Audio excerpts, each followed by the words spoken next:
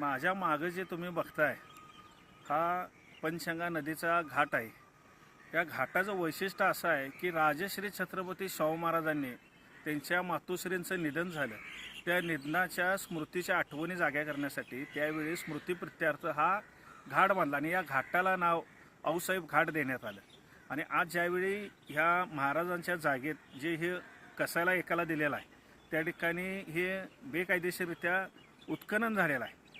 3-4 फुटावर उकरायचा आहे तो 10 फुटावर गेलेला आहे आणि आज हे उत्खनन करत असताना ह्या ठिकाणी हा घाट आढळून आलेला आहे। तर आमची तमाम जनावरपेठ आणि शाहूप्रेमी नागरिकांची मागणी आहे की हे पाठीमागं मंदिर आहे, हे घाट आहे, हे जर छत्रपती घराण्यानं लक्ष घालावं, याला पुनर्ऊर्जित अवस्था आणावी, जेणेकरून एक ऐतिहासिक ठेवा या कोल्हापूरला बघायला मिळेल।